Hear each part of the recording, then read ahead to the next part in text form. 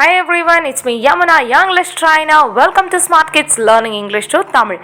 இன்னைக்கு வீடியோல நம்ம என்ன பார்க்க போறோம்னா polite and pleasing words பத்தி தாங்க. எந்த லாங்குவேஜா இருந்தாலும் சரிங்க, politeness அப்படின்றது ரொம்ப இம்பார்ட்டன்ட் இல்லைங்களா?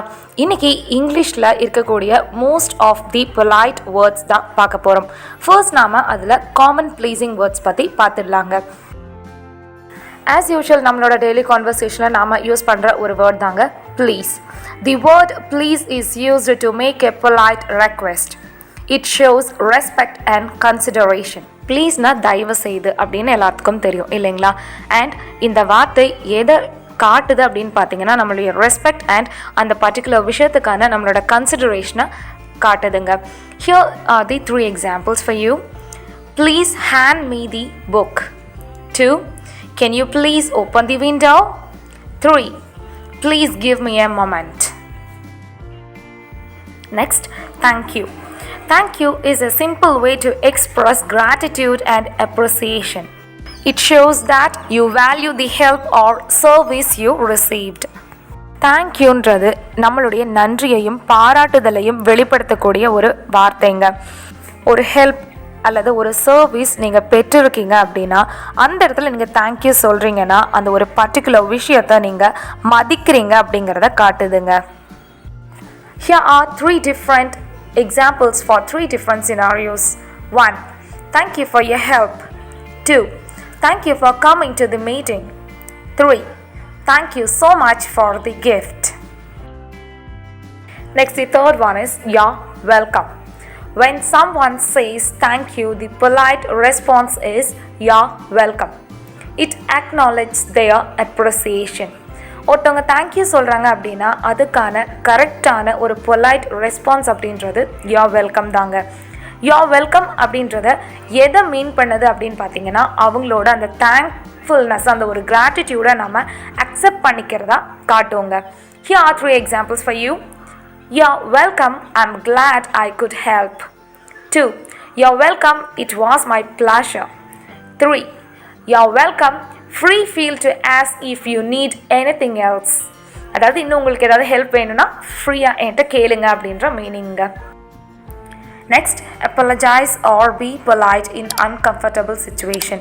அதாவது ஒரு சங்கடமான சூழ்நிலையை நம்ம எப்படி மன்னிப்பு கேட்கறது அல்லது எப்படி பொலைட்டாக நம்ம பேசுறது அப்படிங்கிறத பார்க்க போகிறோம். வாங்க பார்க்கலாம்.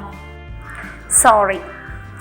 Sorry is a way to apologize when you make a mistake or cause an inconvenience.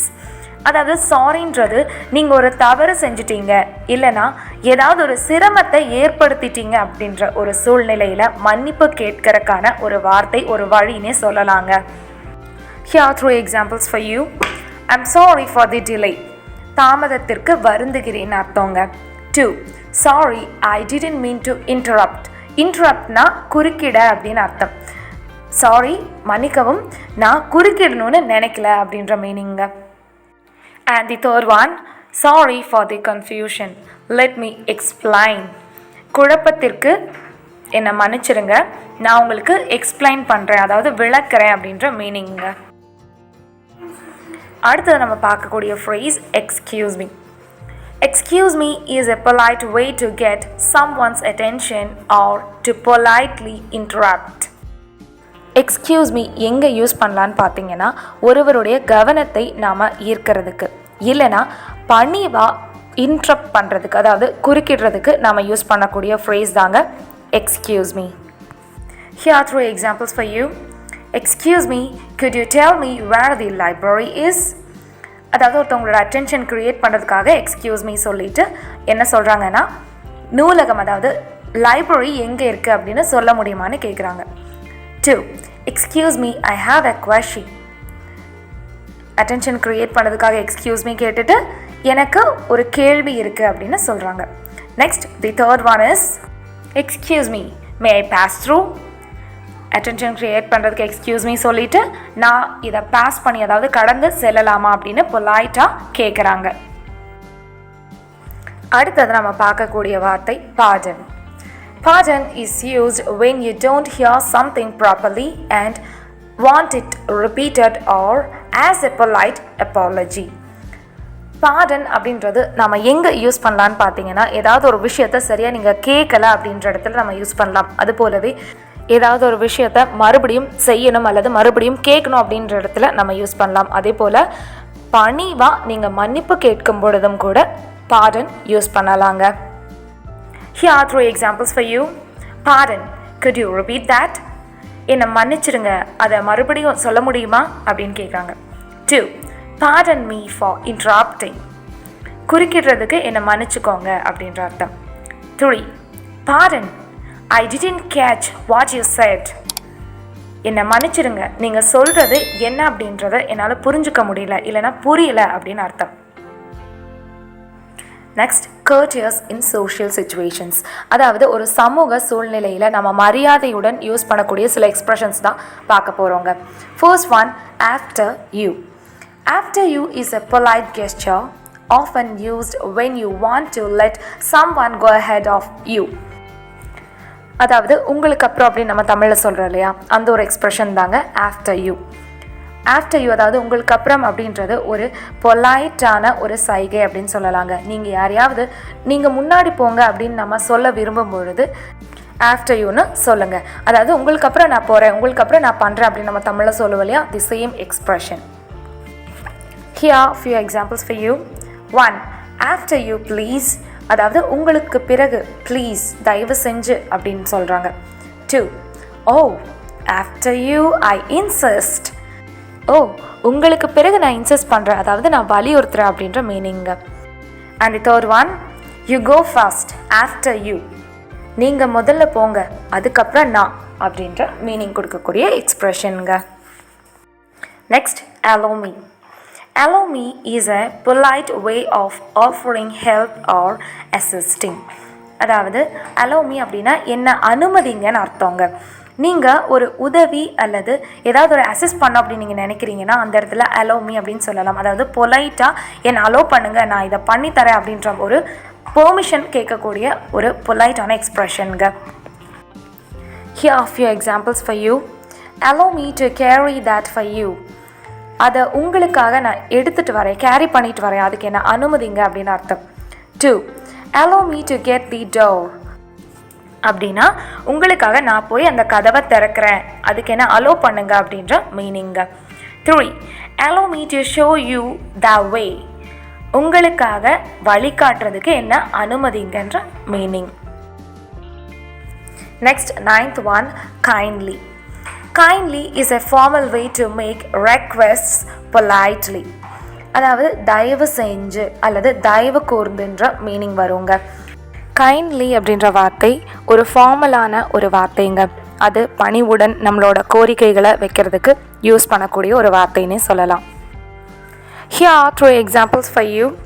1. Could you kindly close the door? தயவு செய்து கதவை மூட முடியுமா அப்படின்ற meaning. 2. Kindly take your seats. தயவு செஞ்சு உங்களோட சீட்டில் உட்காருங்க. 3. Kindly send me the details at your earliest convenience. உங்களோட வசதிக்கேற்ப டீட்டெயில்ஸை அதாவது விவரங்களை சீக்கிரம் அனுப்புங்க அப்படின்ற மீனிங்க. Let's learn few more polite phrases together. It's my pleasure. It's my pleasure is a polite response to thank you and it emphasizes your willingness to help. It's my ப்ளஷர்னா எனக்கு மகிழ்ச்சி, எனக்கு சந்தோஷம் அப்படின்னு அர்த்தங்க. யாராவது இப்போ தேங்க்யூ அப்படின்னு சொன்னாங்கன்னா அதுக்கான பதில் இட்ஸ் மை ப்ளஷர் அப்படின்னு நீங்கள் கொடுக்குறீங்கன்னா எனக்கு உங்களுக்கு ஹெல்ப் பண்ணதில் மகிழ்ச்சி அப்படின்ற மாதிரி மீனிங் கொடுக்குங்க. அண்ட் ஆல்சோ நீங்கள் இன்னும் ஹெல்ப் பண்ணுறதுக்கு ரெடியாக இருக்கீங்க, அதாவது உங்களோட வில்லிங்னஸையும் ஷோ பண்ணக்கூடிய ஒரு ஃப்ரேஸ் தான் it's my pleasure. Here are few examples for you. 1. It's my pleasure to assist you. உங்களுக்கு உதவுவதில் எனக்கு மகிழ்ச்சி. 2. It was my pleasure to help out with the project. இந்த ப்ராஜெக்டில் உங்களுக்கு உதவுவது எனக்கு மகிழ்ச்சியாக இருந்தது. 3. It's my pleasure to be of service. இந்த சேவையில் இருப்பது எனக்கு மகிழ்ச்சி. Next, no problem. No problem is a casual way to say that something was not an inconvenience often used in response to thank you. No ப்ராப்ளம்னா பரவாயில்ல, பிரச்சனை இல்லை நம்ம தமிழில் சொல்லுவோம் இல்லையா, அந்த ஒரு மீனிங் கொடுக்கக்கூடிய எக்ஸ்ப்ரெஷன் தாங்க. இப்போது உங்களுக்கு ஏதாவது ஒரு தொந்தரவு இல்லை, அது பரவாயில்ல, சிரமம் இல்லை அப்படின்னு நம்ம சொல்லணும் அப்படின்னு பார்த்தீங்கன்னா நீங்கள் நோ ப்ராப்ளம்ன்ற ஃப்ரேஸ் யூஸ் பண்ணலாங்க. ஆஸ் வெல் அஸ் ரெஸ்பான்ஸ், அதாவது தேங்க்யூ அப்படின்ற ஒரு வார்த்தைக்கான ரெஸ்பான்ஸும் நாம் நோ ப்ராப்ளம்னு கொடுக்கலாம். ஏதாவது நன்றி தெரிவிக்கும் பொழுது பரவாயில்லப்பா அப்படின்னு நம்ம சொல்லுவோம் இல்லையா, அந்த ஒரு சேம் எக்ஸ்ப்ரெஷன் தாங்க. Here are few examples for you. 1. No problem, I'm happy to help. பரவாயில்ல, உங்களுக்கு உதவியதில் எனக்கு மகிழ்ச்சி. 2. No problem, let me know if you need anything else. பரவாயில்ல, வேறு ஏதாவது தேவைப்பட்டால் எனக்கு தெரியப்படுத்துங்க. 3. No problem, feel free to reach out anytime. எந்த ஒரு பிரச்சனையும் இல்லை, எப்போ வேணுனாலும் எங்களை ரீச் பண்ணுங்கள், அதாவது தொடர்பு கொள்ளலாம் அப்படின்ற மீனிங் கொடுக்கக்கூடிய எக்ஸ்ப்ரெஷன்.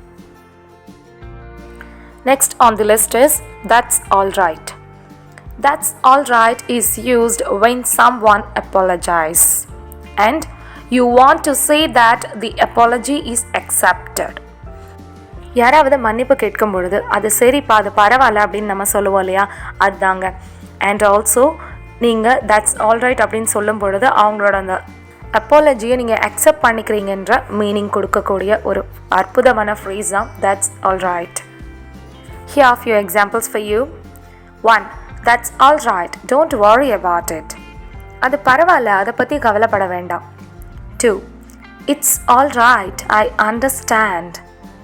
அது பரவாயில்ல, எனக்கு புரியுது. 3. That's all right, no harm done. அது பரவாயில்ல, எந்த ஒரு தீங்கும் செய்யலை. And the last one is may I. May I is a polite way of asking for permission. May Iன்றது அனுமதி கேட்கறதுக்கு நாம் யூஸ் பண்ணக்கூடிய ஒரு பொலைட்டான ஃப்ரேஸுங்க. And the last two examples. 1. May I borrow your pen? உங்கள் பேனாவை நான் கடன் வாங்கலாமா, நீங்கள் எனக்கு கொடுப்பீங்களா அப்படின்றத ரொம்ப பொலைட்டாக கேட்குற expression. 2. May I come in? நான் உள்ளே வரலாமா? 3. May I ask you a question? நான் உங்ககிட்ட ஒரு கேள்வி கேட்கலாமா? இன்றைக்கி இந்த வீடியோவில் பார்த்த பொலைட் அண்ட் ப்ளீஸிங் வேர்ட்ஸ் உங்களுக்கு எல்லாம் ரொம்ப யூஸ்ஃபுல்லாக இருக்கும்னு நான் நினைக்கிறேன். எந்தெந்த வார்த்தை எங்கெங்கே யூஸ் பண்ணோம் அப்படின்றத இன்றைக்கி நீங்கள் தெரிஞ்சிருப்பீங்க. அதனுடைய மீனிங் கரெக்டாக புரிஞ்சுக்கிட்டு சினாரியோக்கு தகுந்த மாதிரி மாடிஃபை பண்ணி பேச ஆரம்பிங்க. தேங்க்ஸ் ஃபார் வாட்சிங். இந்த வீடியோ உங்களுக்கு பிடிச்சிருந்தா லைக் பண்ணுங்கள், உங்கள் ஃப்ரெண்ட்ஸ் அண்ட் ஃபேமிலி கூட ஷேர் பண்ணுங்கள். மறக்காம ஸ்மார்ட் கிட் சேனலை சப்ஸ்கிரைப் பண்ணிவிட்டு ஆல் பெல் பட்டனை கிளிக் பண்ணுங்கள்.